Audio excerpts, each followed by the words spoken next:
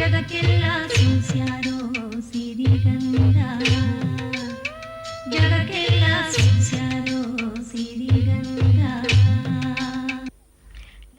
ನಮಸ್ಕಾರ. ಇಂದಿನ ನಮ್ಮ ಕಾರ್ಯಕ್ರಮದಲ್ಲಿ ಸಿಂಹ ಮತ್ತು ಪ್ರೇತ ಕುಣಿತ, ಬಿದರಿ ಕಲೆ, ಮೂಡಲಪಾಯ ಯಕ್ಷಗಾನ, ಹಾಲಕ್ಕಿಯವರ ಒಂದು ಕೋಲಾಟ ಹಾಗೂ ಮರಗಾಲು ಮನುಷ್ಯರು.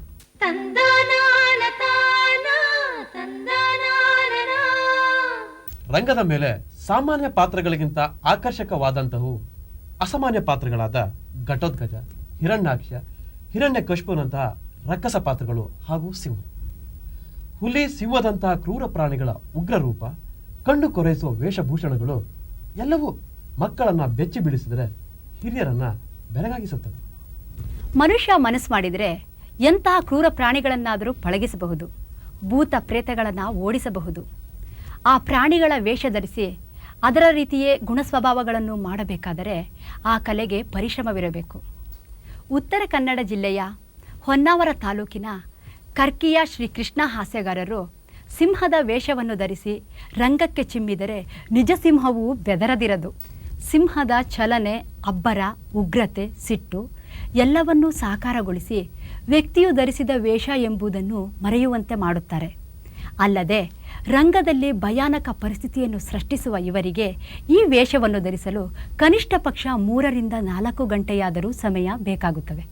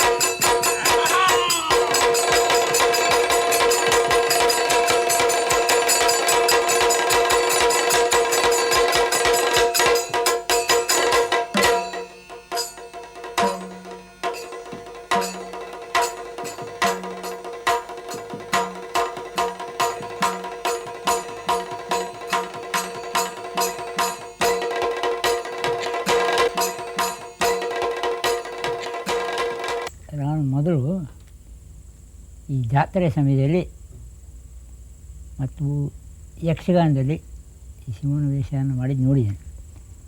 ಆದರೆ ಆ ವೇಷಭೂಷಣ ಎಲ್ಲ ನನಗೆ ಸರಿ ಸಮಾಧಾನ ಆಗಲಿಲ್ಲ. ಅದಕ್ಕಾಗಿ ನಾನೇನು ಮಾಡಿದೆ ಅಂದರೆ ನನ್ನದೇ ಕಲ್ಪನೆಯಿಂದ ಆ ವೇಷವನ್ನು ಈ ನಿಜವಾದ ಶಿವನಂತೆ ಮಾಡಲಿಕ್ಕೆ ಪ್ರಯತ್ನ ಪಟ್ಟೆ. ಹಾಗಾಗಿ ಅದರಂತೆ ನಾನು ಈ ಆರಂಭದಲ್ಲಿ ನಾನು ಸ್ಕೂಲ್ನಲ್ಲಿ ಈ ನೃತ್ಯ ಮಾಡಿದ್ದೆ. ನಾನು ಸೆಂಟ್ ಥಾಮಸ್ ಹೈಸ್ಕೂಲ್ನಲ್ಲಿ ಶಿಕ್ಷಕನಾಗಿದ್ದೆ. ಆ ವೇಳೆಯಲ್ಲಿ ಈ ಮೊದಲ ಶಿವ ನೃತ್ಯ ಮಾಡಿದೆ. ಪ್ರಾಣಿ ಸಂಗ್ರಹಾಲಯಕ್ಕೆಲ್ಲ ಹೋಗಿ ನೋಡಿ ಈ ಶಿವನನ್ನು ಅದರ ಕೆಲವು ಅದು ಮಾಡುವಂಥ ಯಾವ ಪ್ರಾಣಿ ತಿನ್ನಬೇಕಾದ್ರೆ ಯಾವ ರೀತಿ ಮಾಡ್ತದೆ ಅದನ್ನು ನಾನು ಕಂಡುಹಿಡಿದೆ. ಆಮೇಲೆ ಅದು ಮಲಗುವುದು ನೋಡುವುದು ಎಲ್ಲ ಅಲ್ಲಿ ನಾನು ಅಭ್ಯಾಸ ಮಾಡಿದೆ. ನೀವು ಈ ಸಿಂಹ ನೃತ್ಯದ ಜೊತೆಗೆ ಪ್ರೇತದ ವೇಷ ಕೂಡ ಹಾಕ್ತೀರಾ. ಈ ಪ್ರೇತ ವೇಷದಲ್ಲಿ ನಿಮಗೆ ಆಸಕ್ತಿ ಹೇಗೆ ಬಂತು? ಪ್ರೇತ ವೇಷ ಅಂದರೆ ಅದು ನನ್ನದೇ ಕಲ್ಪನೆ. ಅಲ್ಲಿ ಯಕ್ಷಗಾನದಲ್ಲಿ ಎಷ್ಟೋ ಸಲ ಭೂತ ಪ್ರೇತ ಇದೆಲ್ಲ ಪದ್ಯದಲ್ಲಿ ಬರ್ತದೆ, ಅದು ರಂಗಭೂಮಿಯಲ್ಲಿ ಯಾರೂ ಮಾಡಲಿಲ್ಲ. ಹಾಗಾಗಿ ಬರೀ ಪದ್ಯ ಹೇಳ್ತಾರಲ್ಲ, ಇದನ್ನು ಮಾಡುವ ಅದು ನನ್ನ ಕಲ್ಪನೆ. ಹಾಗಾಗಿ ಅದು ಆರಂಭದಲ್ಲಿ ನಾನು ಸ್ಕೂಲ್ ಗ್ಯಾದರಿಂಗ್ನಲ್ಲಿ ಮಾಡಿದ್ದೆ ಪ್ರೇತನಾಟ್ಯ. ಅದಕ್ಕೆಲ್ಲ ಹಿಮ್ಮೇಳನ ಇದೆ ಯಕ್ಷಗಾನದ್ದೇ.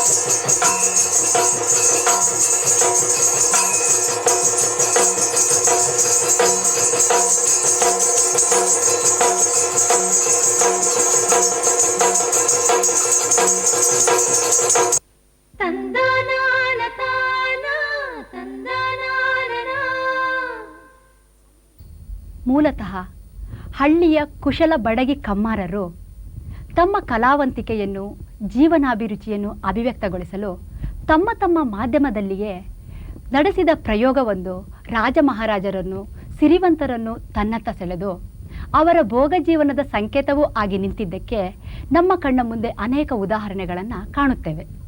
ಮಣ್ಣಿನ ಮಡಿಕೆ ಕುಡಿಕೆ ಹೂಜಿಗಳಲ್ಲಿ ಚಿತ್ತಾರ ರಚಿಸುತ್ತಾ ವರ್ಣ ವೈಭವ ತುಂಬುತ್ತಾ ಜನಪದರ ಬದುಕಿನಲ್ಲಿ ಬಣ್ಣ ತಂದಿದ್ದ ಕುಂಬಾರಿಕೆ ಕಾಲಕ್ರಮೇಣ ರಾಜ ಮಹಾರಾಜರನ್ನು ತನ್ನತ್ತ ಸೆಳೆಯಿತು.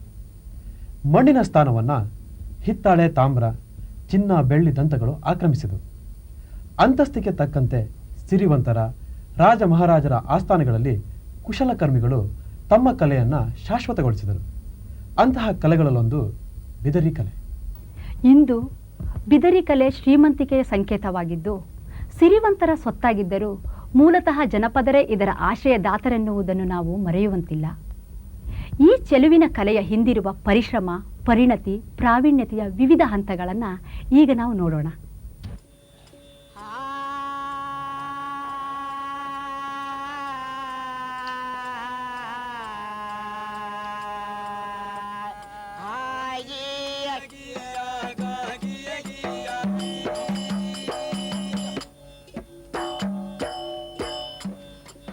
ದೇವಿ ಬಾರ ಸರಸ್ವತಿ ನಾ ಮಾಡತೇನೆ ನಿನ್ನ ಸ್ತುತಿ. ಹುಟ್ಟಿದಂದಿನಿಂದ ಸಾಯುವವರೆಗೂ ಮಣ್ಣು ಅನಿವಾರ್ಯವೂ ಅವಶ್ಯವೂ ಆದದ್ದೇ ಆಗಿದೆ. ಆದರೆ ಈ ಅನಿವಾರ್ಯ ವಸ್ತು ಮಾನವನ ಕಲಾಭಿರುಚಿಗೆ ಇಂಬು ಕೊಡುವ, ರಂಗು ನೀಡುವ, ರಸಿಕತೆಯನ್ನು ಸಾರುವ ಮಾಧ್ಯಮವೂ ಆದದ್ದು ಅಚ್ಚರಿಯೇ ಸರಿ.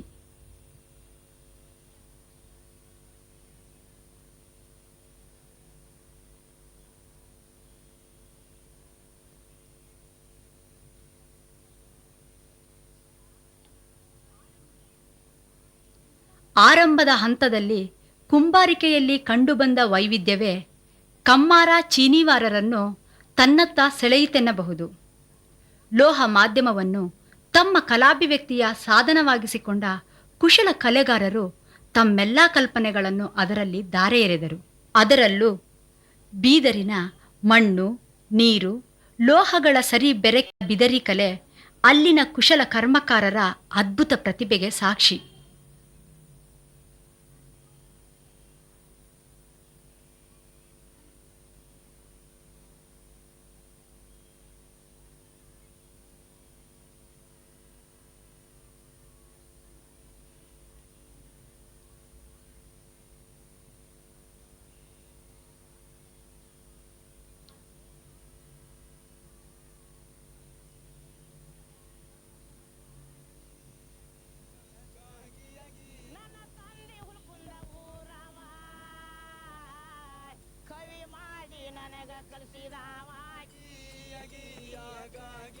ಹಣಮಂತ ಮಾಡಿ ಕೊಟ್ಟ ಮಾಹಿತಿಯ ಮಡರಂಗ ದೇವಿಯ ಸ್ತುತಿ. ಕೂಸ ಬಂದ ನಿನ ದಾಸ ಮಾಡತೇನೆ ಬಂದು ಆಗ ಸಾರಥಿ ಸರಸ್ವತಿಯ. ಬೀದರಿನ ಕೋಟೆಯ ಮಣ್ಣಿಗಿರುವ ವಿಶಿಷ್ಟ ಜಿಗುಟುಗುಣವೇ ಬಿದರಿ ಕಲೆಗಾರರನ್ನು ಆಕರ್ಷಿಸಿದ್ದು ಎನ್ನಬಹುದು. ಬೀದರ್ನಲ್ಲಿ ಆಳ್ವಿಕೆ ನಡೆಸಿದ ನವಾಬರ ಶೃಂಗಾರ ಪ್ರಿಯತೆ, ವೈಭವೋಪೇತ ಜೀವನ ನಡೆಸುವ ಪರಿಯು ಬಿದರಿ ಕಲೆಗೆ ಅತ್ಯಂತ ಹೆಚ್ಚಿನ ಬೇಡಿಕೆ ಉಂಟಾಗಲು ಕಾರಣವಾಯಿತು. ಪ್ರಾರಂಭದ ಹಂತದಲ್ಲಿ ಯುದ್ಧದ ಆಯುಧಗಳ ಹಿಡಿ, ಮೇಲಿನ ಹೊದಿಕೆ ಮುಂತಾದುವನ್ನು ಚಂದಗಾಣಿಸಲು ಅದಕ್ಕೆ ಚಿನ್ನ, ಬೆಳ್ಳಿ, ತಾಮ್ರ ಮುಂತಾದವುಗಳ ರೇಖೆಯನ್ನು ಒಳ ಸೇರಿಸುತ್ತಿದ್ದು ಕ್ರಮೇಣ ಭೋಗ ಸಾಧನಗಳಿಗೂ ಅಳವಡಿಸಿದರೆಂಬ ವಾದವೂ ಇದೆ.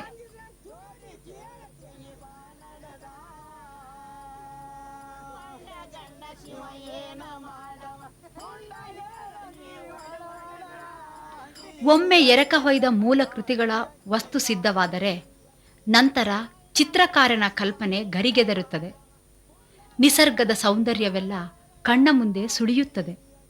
ಗಿಡ, ಮರ, ಬಳ್ಳಿ, ಹೂ, ಹಣ್ಣು, ಕಾಯಿ, ಪಶು ಪಕ್ಷಿಗಳ ಚೆಲುವು ಸಾಕಾರ ರೂಪ ತಳೆಯುತ್ತದೆ.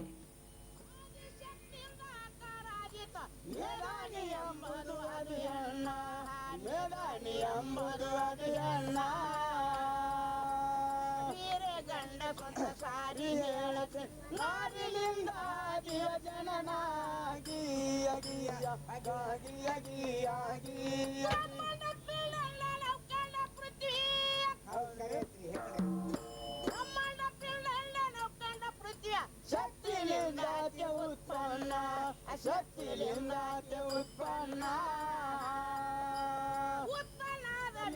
ಸುಗಮಗಳಾದ ಬ್ರಹ್ಮ ಶಂಕರ ನಾರಾಯಣ ಗೀಯ ಗೀಯ ಗೀಯ ಗೀಯ ಗೀಯ ಗೀಯ ಅಷ್ಟೈಶ್ವರ್ಯ ಸುಖ ಕೊಟ್ಟ ಪಾಲಿಸುವಕಿ ಹೌದು ಯಾರ್ರಿ ಲಕ್ಷ್ಮಿ. ಇಡೀ ಕಲಾಕೃತಿಯನ್ನು ಅಮೋನಿಯಂ ಕ್ಲೋರೈಡ್ ದ್ರಾವಕದಲ್ಲಿ ಅದ್ದಿದರೆ ಸತುವಿನ ಭಾಗ ದಟ್ಟ ಕಪ್ಪಾಗಿ ಇತರ ಲೋಹದ ಭಾಗಗಳು ಹಾಗೇ ಉಳಿಯುತ್ತವೆ. ಎರಕ ಹೊಯ್ದ ವಿಭಿನ್ನ ಲೋಹಗಳನ್ನು ಕೂಡಿಸಿ ಬೆಸೆಯುವುದರಿಂದ ಕಲಾಕೃತಿಯು ಮೂಡುವಂತೆ ಮಾಡುತ್ತಾರೆ. ಇಂದು ಬಿದರಿ ಕಲೆ ತನ್ನ ಮನಮೋಹಕತೆಯಿಂದಾಗಿ ವಿಶ್ವಾದ್ಯಂತ ಹೆಸರು ಮಾಡಿದೆ. ಈ ವಸ್ತುಗಳನ್ನು ಹೊಂದಿರುವುದು ಪ್ರತಿಷ್ಠೆಯ ಸಂಕೇತವೂ ಆಗಿದೆ.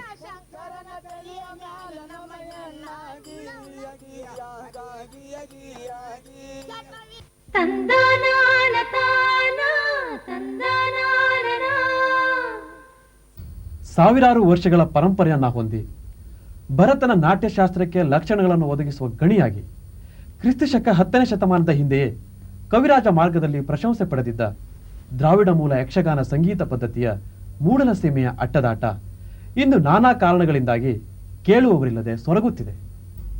ಬಣ್ಣ ಬಣ್ಣದ ಮಿರುಗುವ ವೇಷ ತೊಟ್ಟು, ಮುಖವರ್ಣಿಕೆಯುಟ್ಟು, ಕತ್ತಿ, ಗದೆ, ಬಿಲ್ಲು ಬಾಣಗಳನ್ನು ಹೆಗಲಿಗೇರಿಸಿಕೊಂಡು ಕಂದಗಳನ್ನು ಹಾಡುತ್ತಾ ಹಲಗೆಗಳನ್ನು ಮುರಿಯುವಂತೆ ಆರ್ಭಟಿಸುವ ಪೌರಾಣಿಕ ನಾಟಕಗಳು ಮೂಡಲಪಾಯವೆಂಬ ಹೆಸರಿನಲ್ಲಿ ನಮ್ಮ ದಿಕ್ಕನ್ನು ತಪ್ಪಿಸುತ್ತಿದ್ದರೂ ಇಂದು ಹಲವಾರು ಕಡೆ ಶುದ್ಧ ಸಂಪ್ರದಾಯವಿರುವ ಮೂಡಲಪಾಯ ಯಕ್ಷಗಾನದ ತಂಡಗಳಿವೆ.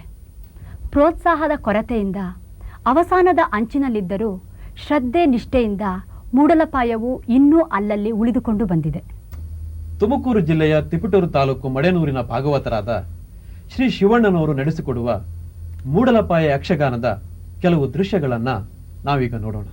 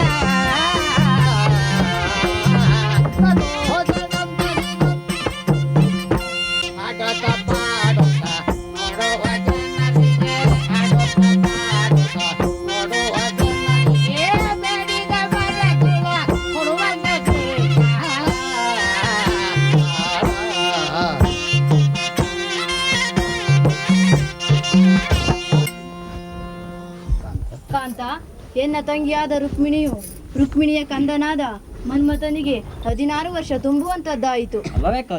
ಲಗ್ನವಾಗಲಿಲ್ಲವೆಂಬ ಚಿಂತೆಯಿಂದ ಕೊರಗುತ್ತಿರುವಳಲ್ಲ ಕಾಂತ. ಕಾಂತ ಹೇಳುತ್ತೇನೆ ಕೇಳು. 16 ಕಾಂತ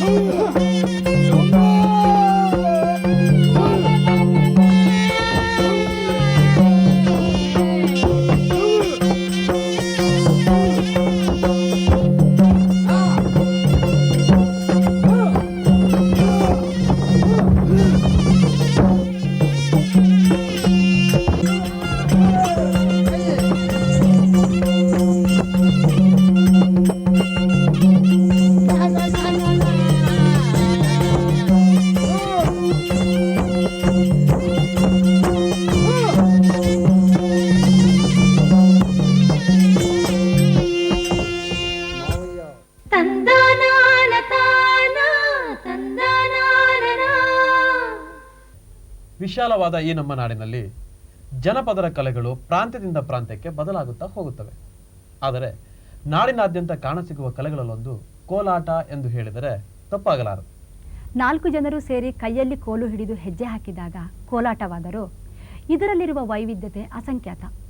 ಈಗ ನಾವು ಇಂತಹ ಒಂದು ವೈವಿಧ್ಯಮಯ ಕೋಲಾಟವನ್ನು ನೋಡಲು ಉತ್ತರ ಕನ್ನಡ ಜಿಲ್ಲೆಯ ಅಘನಾಶಿನಿಯ ಹಾಲಕ್ಕಿಯವರ ಹಾಡಿಗೆ ಹೋಗೋಣ.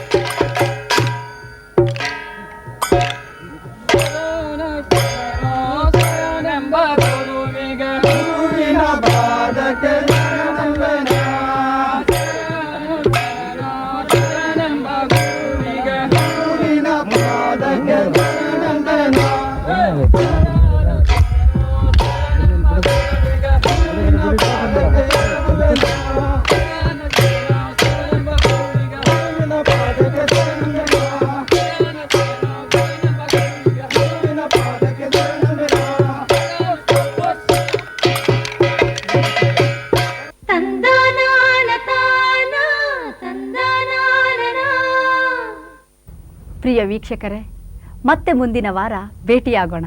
ಅಲ್ಲಿವರೆಗೆ ನಮಸ್ಕಾರ.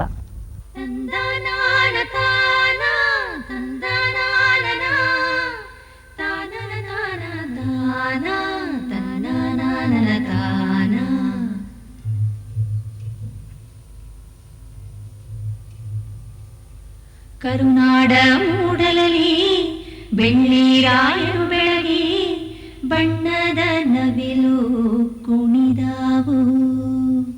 ತಂದನಾನ ತಾನ ತಂದನಾನ ಸ್ವಾತಿಯ ಮಳೆ ಹುಯ್ದು ಮುತ್ತುಗಳ ತೆನೆಬಾಗಿ ಭೂತಾಯಿ ನೆನೆದು ಹರಸ್ಯಾಳು. ಮಾವು ಮಲ್ಲಿಗೆಯೊಳಗೆ ಸುಳಿದಾಡಿ ಎಳೆಗಾಳಿ ಕೋಗಿಲೆ ಕುಹು ಎಂದು ಸರಬಿಕ್ಕಿತೋ. ಅರಸರ ಕಥೆಯಲ್ಲ, ಗುರುಗಳ ಮತಿಯಲ್ಲ, ಬಿತ್ತಿ ಬೆಳೆದವರ ಪಾಡು ಹಾಡಾಯಿತೋ. ವೇದವ ವಾದವ ಕಾಣದ ಜನರು ಓದನು ಅರಿಯದೆ ಗಾದೆ ಕಟ್ಟಿದರು.